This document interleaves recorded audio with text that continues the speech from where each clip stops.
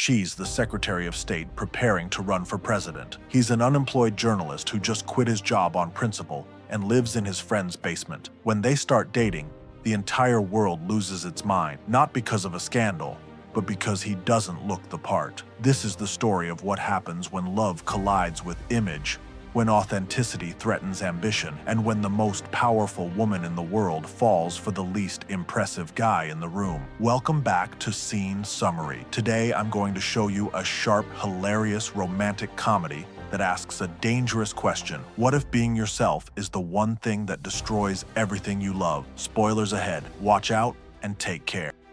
Meet Fred Flarsky. Right now, he's dangling from a building trying not to die, dressed as a Nazi, with his cover blown and angry white supremacists chasing. This is somehow not even the craziest thing that'll happen to him this month. But here's what you need to know about Fred. He's the kind of journalist who goes undercover at hate group meetings because he actually believes in exposing the truth. He's idealistic to a fault, stubborn as hell, and absolutely terrible at playing it safe, which is why 3 days after this near-death experience, he quits his job at a newspaper he's worked at for years. Why? Because the paper just got bought by a media conglomerate run by a guy Fred hates. And Fred, being Fred, would rather be unemployed and morally pure than compromise his principle. His editor thinks he's insane. His best friend Lance thinks he's insane. He's probably insane. So now Fred's jobless, living in Lance's guest room and spiraling into an existential crisis about his entire life. Meanwhile, on the other side of the world, Charlotte Field is everything Fred isn't: polished, powerful,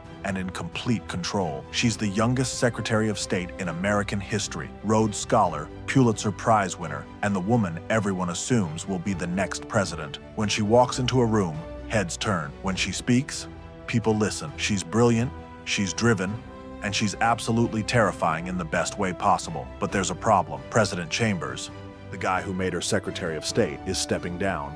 He's not running for re-election, and he's not backing Charlotte either. He wants to become a movie star. Seriously, the President of the United States wants to leave politics to pursue his acting career, which means Charlotte has one shot to run for president on her own terms. But she needs something big, a cause that'll make her unforgettable, something that shows she's not just smart and competent, but that she actually cares about real people. She's been pushing for an environmental initiative, a global plan to reduce carbon emissions to zero. It's ambitious, it's controversial, and nobody thinks she can pull it off, but Charlotte's not the type to give up.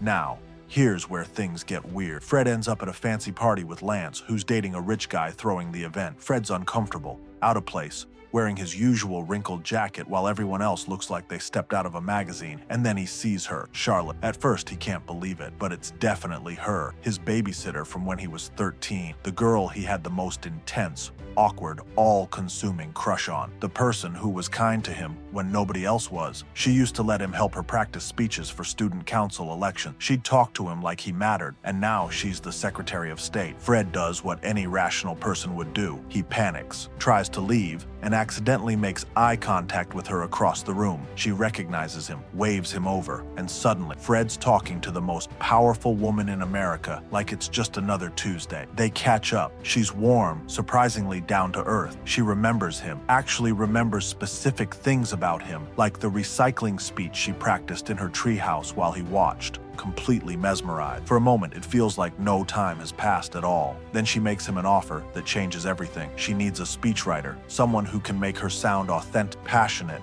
and real. Not like a politician reading talking points, someone who writes the way people actually think and feel. She's read Fred's articles. She knows he's talented, and more importantly, she knows he's honest. Fred thinks she's joking, but she's dead serious. She wants him on her team, traveling with her, writing speeches for her environmental campaign.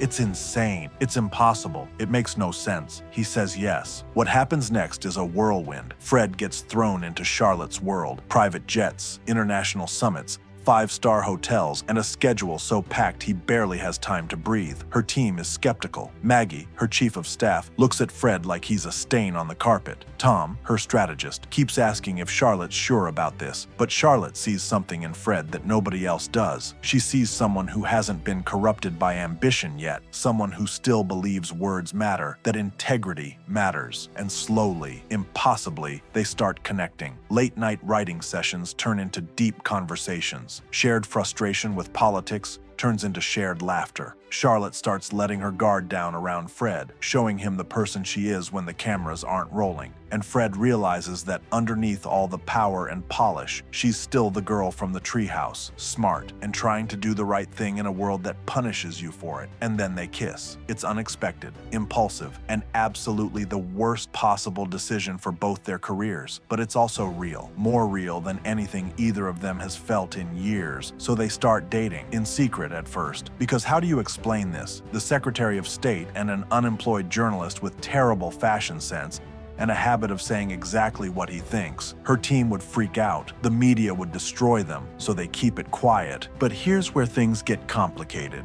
Maggie pulls Charlotte aside with new polling data. They've asked 1,000 people how they'd feel if Princess Diana started dating Guy Fieri, or Kate Middleton dating Danny DeVito, or Jennifer Lawrence dating, in Maggie's words, a potato in a teal windbreaker. The results? People would be very upset. The public doesn't like Charlotte dating Fred, not because he's a bad person, but because of the optics, because he doesn't photograph well next to her. Maggie wants Charlotte to think about what she's putting on the line for what she calls a hookup. She tells Charlotte the relationship will make a presidential run very challenging. She points out Fred's written some extremely controversial stuff. Charlotte corrects her. He's exposed really messed up stuff, which is different. Maggie even suggests keeping Fred as a secret mistress. There's a guy in the Secret Service who handles these arrangements. Tunnels in the White House Woodrow Wilson used. Charlotte shuts that down immediately, but the question's been planted. How much is Charlotte willing to sacrifice? Then there's another problem. A video surfaces, an old recording of Fred in a compromising position.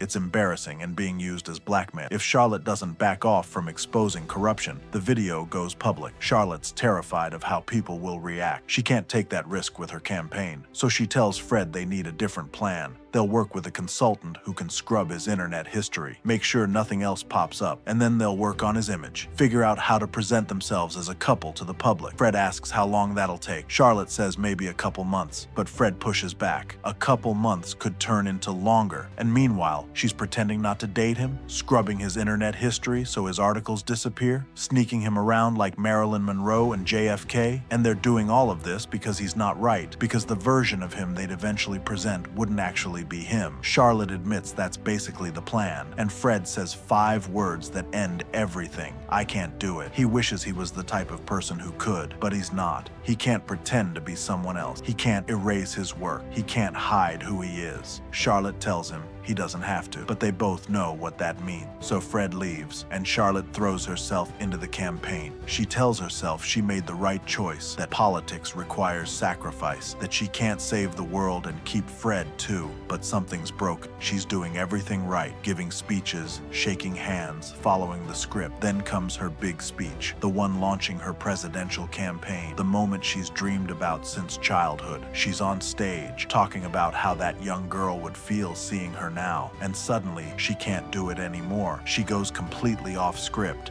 She tells the audience that little girl would actually be disappointed in her, that she'd want Charlotte to be honest and have integrity, and not be blackmailed by evil people with evil agendas. So Charlotte tells the truth, all of it. She reveals the corruption. She tells everyone about the blackmail. She tells them they're going to release a video of a guy she dated, and then she says something that shocks everyone. Don't slut shame me. I like him. I like him a lot.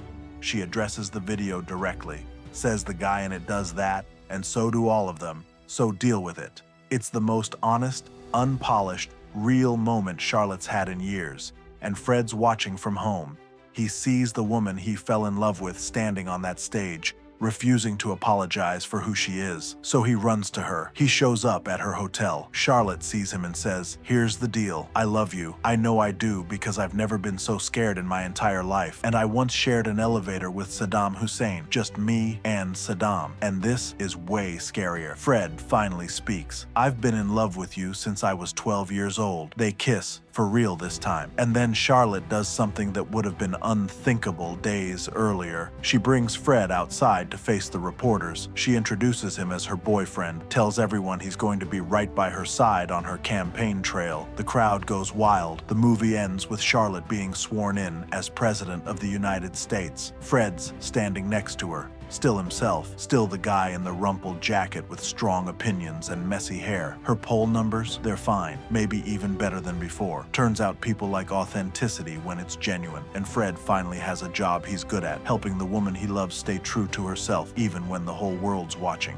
Would you change who you are for the person you love, or would you risk everything to stay authentic? Subscribe to Scene Summary for more romantic comedies that actually have something to say. Hit that notification bell and drop a like if this one made you think twice about what love really means.